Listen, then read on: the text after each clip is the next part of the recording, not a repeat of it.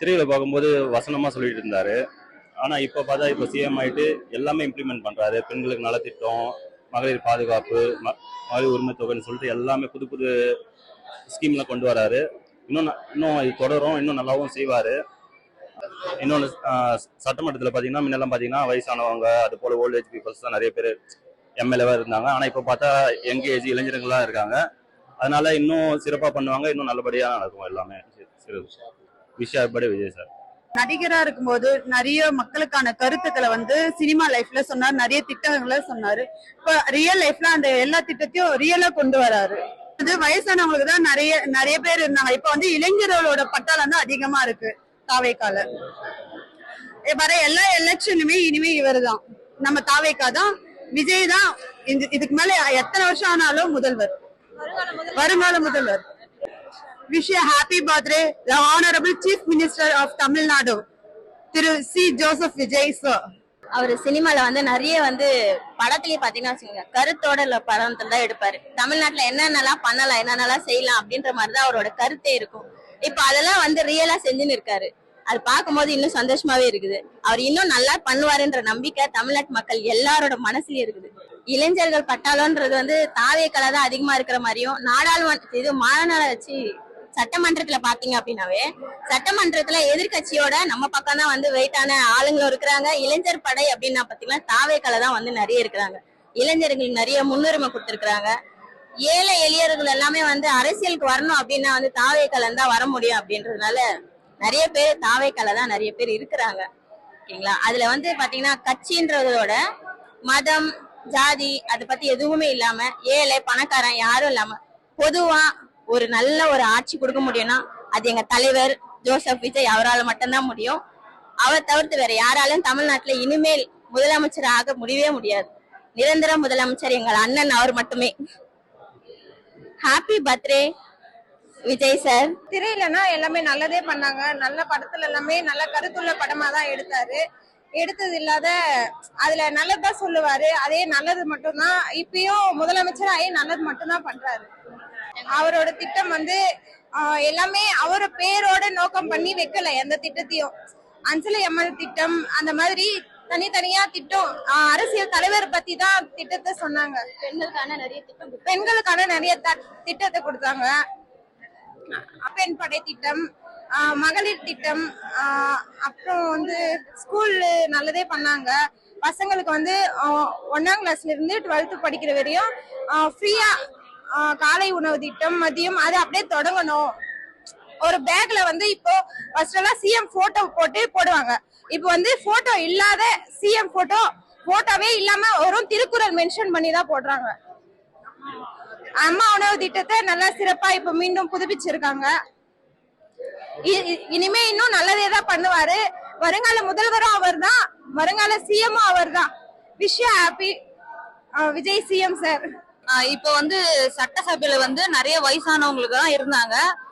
இப்போ இளைஞர்கள் நிறைய பேருக்கும் வாய்ப்பு கொடுத்திருக்காங்க.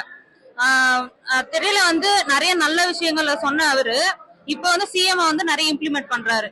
நாங்கெல்லாம் சின்ன பசங்க எல்லாம் ரீல்ஸ் தள்ளின காலம் போயிட்டு சட்டசபையில என்ன பேசுறாங்க அப்படின்றதுக்காக நாங்க வெயிட் பண்ணி பாத்துட்டு இருக்கோம். இன்னும் நிறைய நல்லதுகள் வரும்.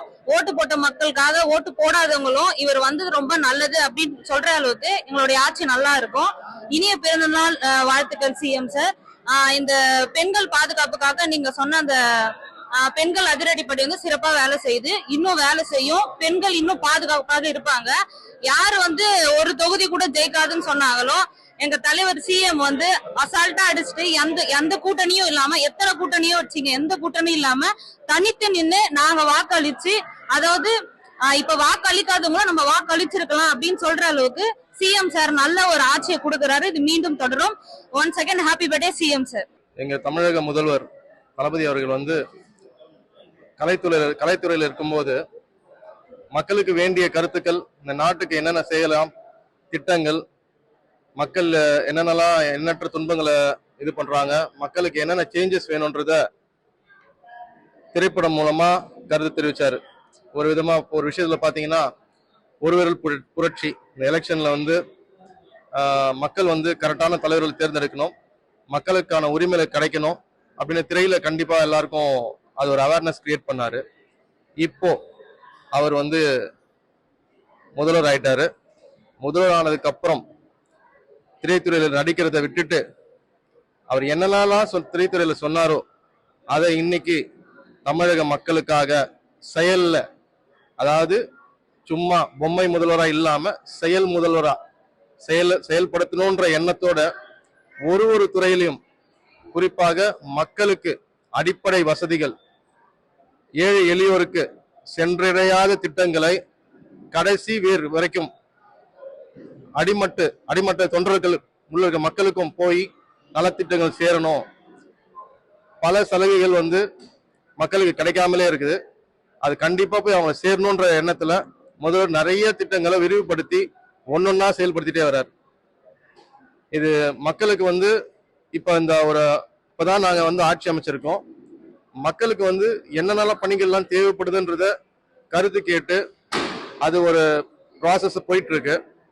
அது கண்டிப்பா அதுக்கு ஒரு டேட்டா அவர் கிடைச்ச உடனே கண்டிப்பா விரைவில் ஒரு விஷயமா ஒரு குடும்பத்துக்கும் மக்களுக்கும் நல்லது கண்டிப்பா செய்வார்ன்ற நம்பிக்கை எங்களுக்கு இருக்கு. நன்றி. Happy birthday CM sir. போன வருடம் எங்களுடைய தளபதி விஜய் அவர்களுக்கு பிறந்தநாள் வாழ்த்து தெரிவித்தோம். இந்த தடவை எங்க தமிழக முதல்வர் அவர்களுக்கு பிறந்தநாள் வாழ்த்து தெரிவித்துக் கொள்வதை மற்றற்ற மகிழ்ச்சி அடைகிறோம். திரையில பார்த்த விஜய்க்கு வந்து நாங்க வந்து மொத்தமே அவருக்காக வருஷத்துக்கு ஒரு வாட்டி படத்துல பார்த்துட்டு இருந்தோம். இப்போ டெய்லியும் சட்டசபையில பார்த்துட்டு இருக்கோம். அது இல்லாம அப்பயும் இதே மக்கள் இயக்க பணி நடந்துருச்சு. இப்போ கட்சி பணியா நாங்க எல்லாம் பண்ணிட்டு இருக்கோம். தொடர்ந்து எங்க பயணம் தொடரும். Happy birthday CM sir. திரையில பார்த்த விஜய் வந்து எல்லாரும் வந்து ஒரு ரசிகரா அவரை கொண்டாடணும். அவரோட பிறந்த நாளை வந்து ஒரு ரசிகர்ன்ற முறையில எல்லாரும் பெருசா செலிப்ரேட் பண்ணிட்டு இருந்தோம். பட் இப்போ இந்த வருஷம் அப்படின்னும் போது ஒரு தமிழ்நாடு முதலமைச்சரா அவருக்கானதை மக்களுக்காக அப்ப என்ன செஞ்சுட்டு இருந்தோமோ அதை இப்ப மாத்தி கட்சி சார்பா செஞ்சுட்டு இருக்கோம். இப்போ இளைஞர் பட்டாளத்தோட ஒன்னா சேர்ந்து செஞ்சுட்டு இருக்கோம். மக்களுக்கு இருக்கும்போது நிறைய நற்பணி செஞ்சிருக்கிறோம். பாத்தீங்கன்னா காலையில எழுந்து கோயிலுக்கு போய் அபிஷேகம் பண்றதுல இருந்து, பிறந்த கோயில் தங்க மோதிரம் போடுறது வந்து, மதியானம் ஏழை எளிய மக்களுக்கு அன்னதானம் போடுறது வந்து நிறைய நற்பணி செஞ்சிருக்கிறோம். இப்போ கட்சி ஆரம்பிச்சு இப்போ இது பண்ணும்போது முதல் முறையா நாங்க எல்லாத்தையும் பண்ணிட்டு இருக்கோம். நாங்க பண்றத விட பொதுமக்கள் ஆரவாரமா அவங்க போய் நின்று, நான் காலைல இன்னைக்கு ஒரு கோயிலுக்கு போய் சாமி கும்பிட்டு இருந்தேன். அவங்க கட்சிக்காரர்கள் யாரும் இல்லை, பொதுமக்கள் தனியா போய் நின்று சிஎம்காக நின்று ஒரு அர்ச்சனை பண்ணும்போது நம்மளுக்கு ரொம்ப சந்தோஷமா இருக்குது. அவர் செய்யற எல்லாமே இப்ப கரெக்டா மக்களுக்காக செஞ்சுட்டு இருக்காரு. ஒரு திட்டமும் மக்களுக்காக கொடுத்துட்டு இருக்கிறாரு. இன்னும் நம்ம எதிர்பார்க்கிறோம், இன்னும் அதிகமா மக்களுக்காக செய்வாரு என்று நாங்க எல்லாருமே எதிர்பார்க்கிறோம். Happy birthday CM sir. CM Vijay ஆட்சி வந்ததுக்கு அப்புறம் இங்கே என்ன மாற்றம் நடந்திருக்கு அரக்கோணத்துலன்னா, ஒயின் ஷாப்பு நாங்கள் வந்து புது பஸ் ஸ்டாண்ட் தான் இருக்கோம். ஒயின் ஷாப் வந்து மூடிருக்காங்க. இத்தனை நாள் வந்து எந்த ஆட்சியும் அந்த ஒயின் ஷாப் மூடினதே கிடையாது. மக்கள் வந்து போகிறதுக்கு வரத்துக்கு அது 12 மணிலேருந்து நைட்டு 8 மணி வரை ரொம்ப கஷ்டப்பட்டு சிரமப்பட்டிருந்தாங்க. இப்போ அந்த சிரமம் இல்லாமல் இருக்கேன். நானும் ஒரு பொண்ணு வச்சுருக்கேன் அந்த பக்கம், அதே பக்கத்துலேயே தான் இருக்கேன் நான். இப்போ நாங்கள் ஃப்ரீயாக போயின்னு வந்து முடியும். அந்த ஆட்சி சிறப்பாக இருக்குது அவர் பண்ணது எங்களுக்கு.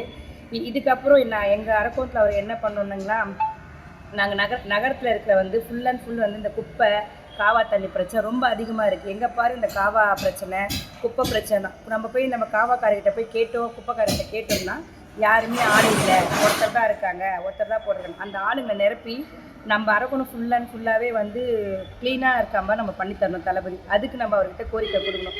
அவர்கிட்ட எப்படி வேணாலும் கோரிக்கை கொடுக்க போகலான்னு சொல்கிறாங்க. நாங்கள் வந்து தலைமைச் செயலகத்தில் போயிட்டு அவர்கிட்ட கோரிக்கை கொடுக்கணும். அவர் வந்து எளிய மனிதராக பழகிறாரு, செய்கிறாருன்னு சொல்கிறாங்க. நாங்கள் இதுவரையும் போய் பார்த்ததில்லை. இனிமேல் அவரை நாங்கள் போய் இதுக்கான கோரிக்கையை கொடுத்து நாங்கள் பார்க்கலான் இருக்கோம். இப்போ விஜய் ஆட்சி வந்ததுக்கப்புறம் என்னென்ன மாற்றம், என்னென்ன ஒரு டெவலப்மெண்ட் இருக்குது அப்படின்றதெல்லாம் பேசலான்னு இருக்கேன். இங்கே அரக்கோணம் பொறுத்த வரைக்கும் இந்த சுவால்பேட்டை டிஸ்ட்ரிக்ட்லேயே ஒரு ரோடு ஆரம்பித்து பஸ் ஸ்டாண்ட் அந்த இந்திரா காந்தி சிலை முடிகிற வரைக்கும் ஒரு மக்களுக்கு ஒரு ஒதுங்க ஒரு இடமோ இல்லை, இந்த பக்கம் பஸ் ஸ்டாண்டும் ஒரு டெவலப்மெண்ட் சரியாக இல்லை. ஒரு மாதிரி வெயில் காலத்தில் ரொம்ப கஷ்டப்படுறாங்க. அதுக்கப்புறம் இன்னொரு என் கோரிக்கை என்னென்னா, விஜய் சிஎம் சார் வந்து ரொம்ப நிறைய இலவசம், பெண்களுக்கான பஸ் இலவசம் அது இதுன்றாரு. ஆல்ரெடி அவரே சொல்கிறாரு 10 லட்சம் கோடி கடன் இருக்குது அது இருக்குன்னு. அப்புறமும் இது தேவைப்படாத இந்த இலவசம் எதுக்குன்னு எனக்கு புரியல. ஏன்னா அவங்கவுங்க வேணும்னா காசு கொடுத்து போகிறாங்க. அத்தனையும் இலவசம் பண்ணுறது ஒரு இன்னும் கடனை கூடும் தமிழ்நாடு அரசு மேலே அப்படின்ற ஒரு கோரிக்கை வைக்கிறேன். அந்த நிறைய இலவசத்தை கம்மி பண்ணிவிட்டு ஒரு ஆக்கப்பூர்வமான ஒரு திட்டங்கள் ஏதாச்சும் பெண்களுக்கு. அதே மாதிரி இப்போ பெண்கள்ன்ற ஒரு சிங்கப்பெண் இது ஆரம்பித்தாங்க. அவங்களுக்கு ஒரு துப்பாக்கி இல்லை, ஒரு லட்டி இல்லை, எதுவுமே இல்லை. அவங்களுக்கு ஒரு சப்போர்ட்டாக திருப்பி மென்ஸில் ஒர்க் பண்ணுறவங்க எல்லாம் போகிறாங்க. ஸோ அவங்களுக்கு ஒரு கூடுதலான ஒரு ஃபோர்ஸு, அவங்களுக்கு ஒரு எக்யூப்மெண்ட்ஸ் அதெல்லாம் கொடுத்தா இன்னும் நல்லா இருக்கும். நன்றி. சார், என்னோடய பேர் வந்து குசேலன். நான் அரக்கோணத்தில் ஒரு மெக்கானிக் ஷெட்டை வச்சுட்டு வீடு வாடகை வாங்கிட்டுருக்கேன். இப்போ இருக்கிற வந்து தமிழக அரசு நல்லா தான் போயிட்டுருக்கு. அடுத்தபடியாக அவர் மக்கள் வச்சுருக்க கோரிக்கை வந்து இப்போ தான் கொஞ்சம் கொஞ்சமாக யாருமே வந்து ஒரு ஸ்டார்டிங்கில் வந்து இதை பண்ணுறேன் அதை பண்ணுறேன்னு தான் சொல்லுவாங்க. பட் அவரோட நடைமுறைக்கே வரும்போது அவர் நல்லது தான் பண்ணிட்டு வந்துட்டுருக்காரு. இதுக்கு அப்புறமாவும் சென்ட்ரல் கவர்மெண்ட்டோட தமிழ்நாடு அரசு தான் அவரோட ஒத்துழைப்பு கொடுத்தாருனாக்கா மக்களுக்காக இவர் வந்து நல்ல பணியாற்றுவார்ன்ற ஒரு நம்பிக்கையில் பொதுமக்கள் இன்றைக்கி வரைக்கும் வந்து அவரை நம்பிட்டு தான் இருக்காங்க. விஜய் சார் ஆட்சி எனக்கு கொஞ்சம் பரவாயில்ல, இதுக்கு மேலே நல்ல ஆட்சி வரும் நம்புகிறோம். குழந்தைங்களுக்கு பாதுகாப்பு வேணும், பெண் குழந்தைங்களுக்கு பாதுகாப்பு வேணும். அது பாதுகாப்பு வந்து நல்லா இருக்கணும்னு வேண்டுகிறேன்.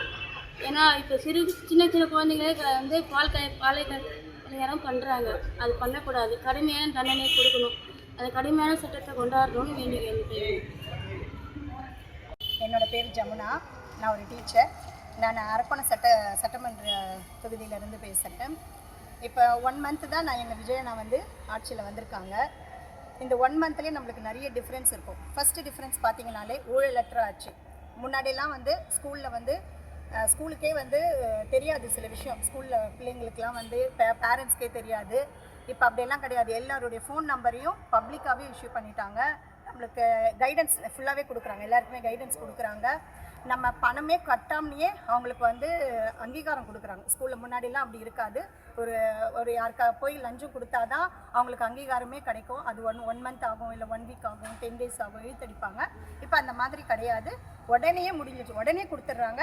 நம்மளுடைய எஜுகேஷன் மினிஸ்டர் ராஜ்மோகன் சார் வந்து உடனே சில விஷயத்தை வந்து டக்குன்னு முடிச்சிருக்காரு.